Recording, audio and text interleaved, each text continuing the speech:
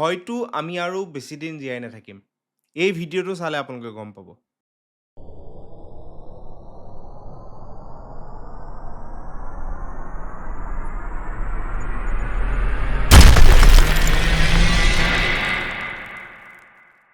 হয়, এই ভিডিঅ'টো নেপালৰ।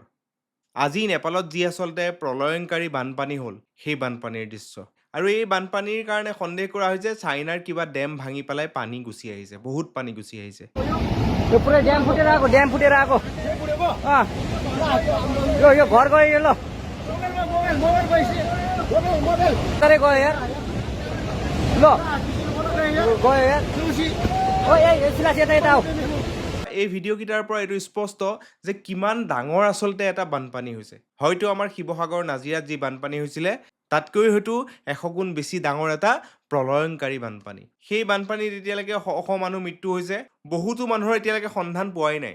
বহুতো ভাৰতীয় লোকো সেই ঠাইবিলাকত ফুৰিবলৈ গৈছিলে আৰু তেওঁলোকৰ সন্ধান এতিয়াও কিন্তু পোৱা হোৱা নাই।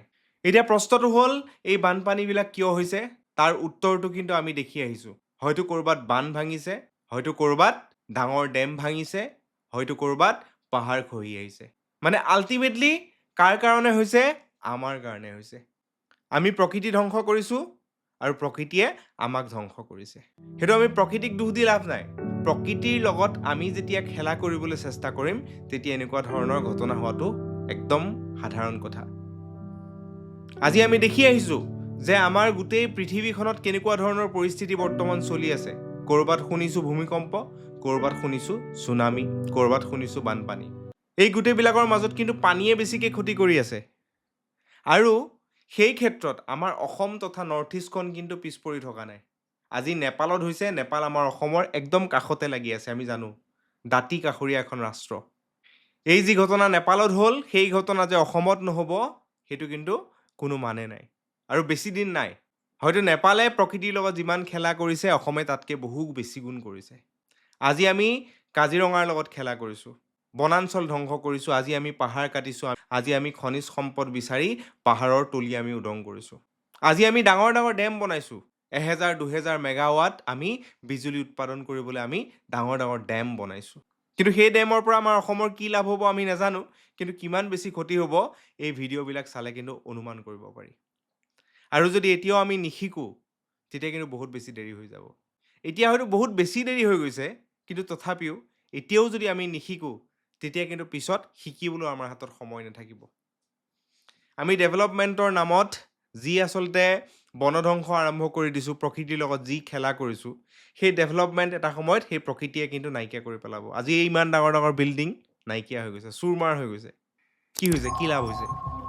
যদি আপুনিয়ে জীয়াই নাথাকে তেতিয়াহ'লে আপোনাৰ ডেভেলপমেণ্ট হৈ কি লাভ হ'ব?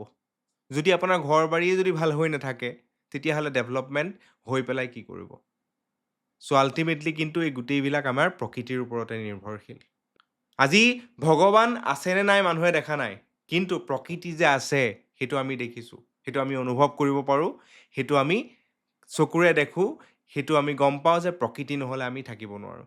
আমি গম পাওঁ যে গছ গছনি নহ'লে আমাৰ গৰম বেছিকৈ লাগে। আমি গম পাইছোঁ যে পাহাৰ খহি আহিলে আমাৰ ঘৰ দুৱাৰবোৰ ভাঙি যায়। আমি অলৰেডি গম পাইছোঁ যে নদীখনক যদি বান্ধি ৰাখিবলৈ আমি চেষ্টা কৰোঁ, সেই নদীয়ে কিন্তু এদিন ভয়ংকৰ ৰূপ ধাৰণ কৰি আমাকে উটুৱাই লৈ গুচি যায়। এতিয়া কিন্তু আমাৰ শিকিবৰ সময় আৰু বাকী নাই।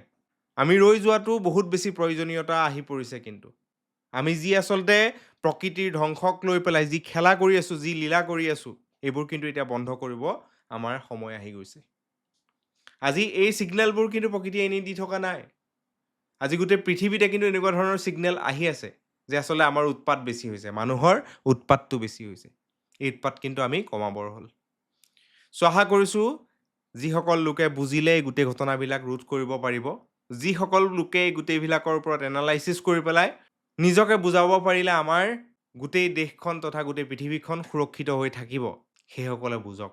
নহ'লে কিন্তু আপুনি মই কিমান দিন জীয়াই থাকিম নাজানো, আমাৰ কিন্তু ভৱিষ্যত প্ৰজন্ম বেছি দিন কিন্তু জীয়াই থাকিব নোৱাৰিব, সেইটো কিন্তু খাটাং। ধন্যবাদ।